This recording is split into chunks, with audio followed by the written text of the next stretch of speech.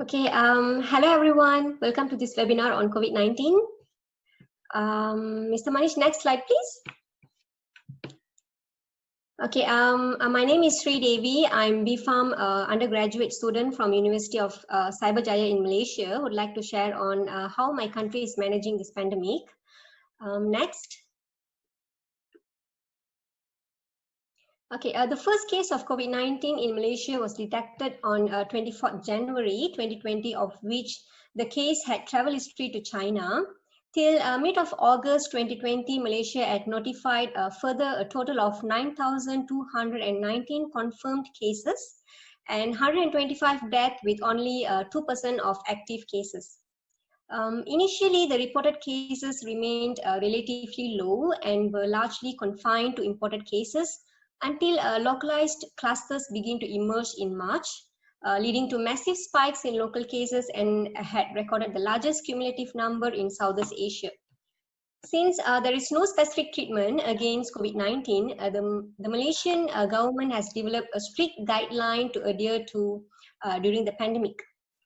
Next. Okay. The medical response to the outbreak is overseen by Director General of Health, Tan Sri Dr. Noor Hisham.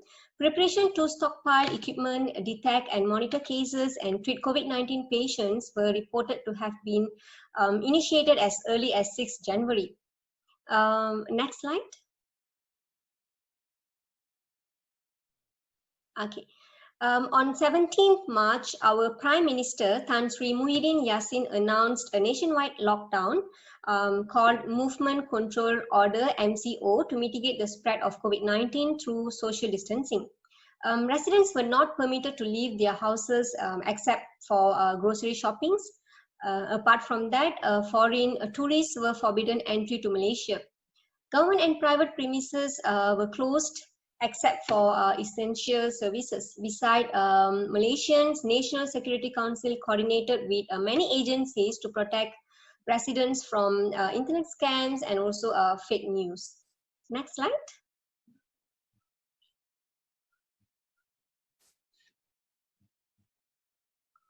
Okay. Some restrictions have been imposed, such as prohibitions of mass gathering and closure of worshipping locations and business premises. Besides, Malaysians returning from abroad are required to self-quarantine for 14 days, and also closure of all schools and also universities. Ministry of Education implemented home-based learning throughout the durations of MCO. Despite past condemnation, the Malaysian authorities have arrested almost 15,000 of people for violating MCO order since mid of April. The violators are being fined, jailed, or sent to perform community service as a part of the punishment. In mid-March, vaccine research has been initiated at University of Malaya's laboratory, which previously used to study highly pathogenic agents such as MERS coronavirus and Nipah virus. For economic sector, our Prime Minister has launched an economic stimulus package known as the Caring Package, was used to protect the welfare of the people and to support businesses. It is estimated that nearly 9 billion was allocated to address rising unemployment. On 5th June, our Prime Minister announced the short-term economic recovery plan to alleviate the effects of the pandemic.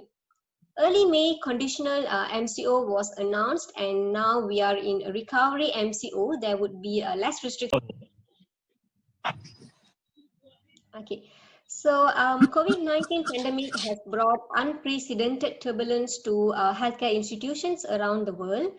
In Malaysia, healthcare professionals are battling with extraordinary challenges in resource, clinical and operational management. However, with the adequate support from the public, NGOs and also government bodies, the constraints were minimized. Several key actions have been taken to improve infections rate and ensure zero infections among staff. Among those are physical separations between dedicated general wards, outpatient clinic and emergency departments, screening center were included to prevent cross-infection. Malaysian also facing psychological stress and depression. Our Ministry of Health has published well-described guideline on mental health and psychological support services for individuals under COVID-19 investigations. and healthcare workers due to this pandemic.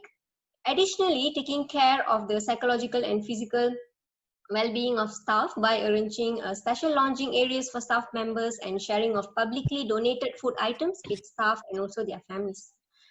Next. Okay, so Malaysia has been recognized as among the 5 nations in the world to have succeeded in controlling the spread of COVID-19.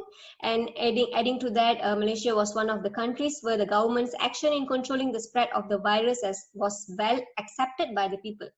I would like to thank our Ministry of Health and many professions, including healthcare workers, police officers, soldiers, housekeeping cleaners who have been at the forefront in responding to the pandemic outbreak. Since our fight against coronavirus isn't over, we still have to slow the spread and do our part. So let's wear face masks in public, practice social distancing and follow state and local guidelines. Wash our hands frequently, stay home when we feel sick, since this is not only for ourselves, also for our loved ones and for our future. So let's move forward together, and thank you so much.